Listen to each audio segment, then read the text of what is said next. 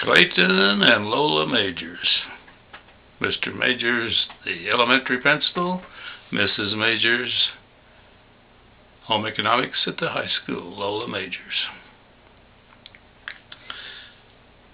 Well, I met Mr. Majors first, since he was on duty already. He came up, introduced himself.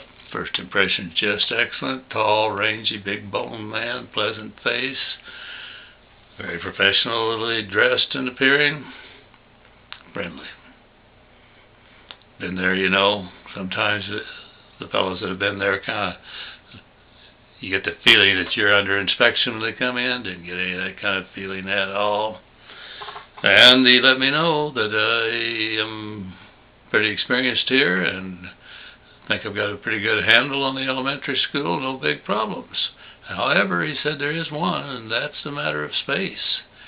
He said we've got to find a place to hold a classroom or two. We're just flat out of space. And I knew that from things that the board had said. And he confirmed what I'd already been told. It seemed like the best bet, apparently from his own investigations, the school board's investigation, previous superintendent's investigations, that the best bet was to find a church or churches that would be willing to rent space to us in their basements where they had some of their Sunday school classrooms, so that we could have a couple of classes in church basements. So I told him by all means, go ahead, see what he could line up, and bring me the results.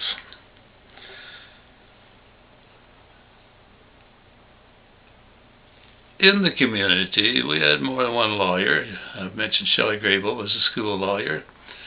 Through the PTA or meetings of some sort or the other, I had met Mr. Ed White and Mrs. White, Doris. Nice people, nice young family.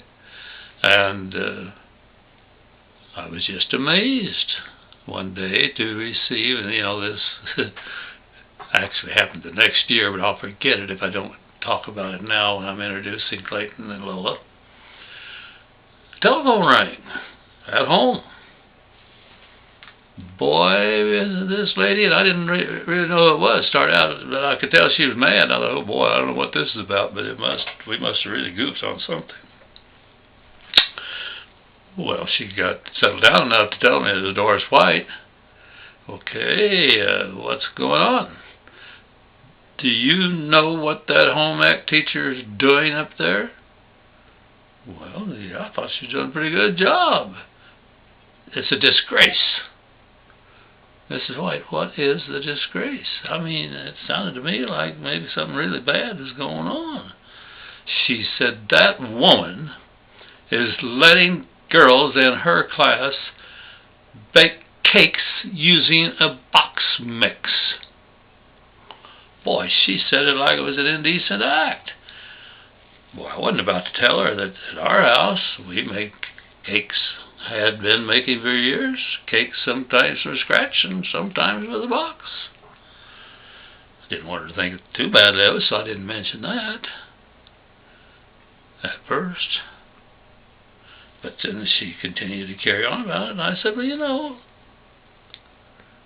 Donna makes a great cake that her mother used to make, and she's got cookbooks and makes a cake from a recipe at home, but we also use boxes. Well, she said there's no excuse for it, and she knew I wasn't as sympathetic to her indignation as I might be. She said, I want to bring you a cake recipe that's easy to make. Anybody can make it at home with the flour and cocoa that they have in the house, and it's just downright scrumptious, and there's no excuse for using a box. Well, do you know what? Mrs. White brought us the recipe. We tried it. It was good. We still love Doris White's chocolate cake. She's right. The ingredients are almost always in your kitchen, ready to go. Turns out almost perfect every time. Boy, we like it with just hot and put some butter on it. Or grab a glass of milk. Or if you want to, wait and cool it and put icing on it. Great cake. Well, that's over 50 years ago. Getting closer to 60. We still have a Doris White cake occasionally, but we still probably more often make a cake with a cake mix.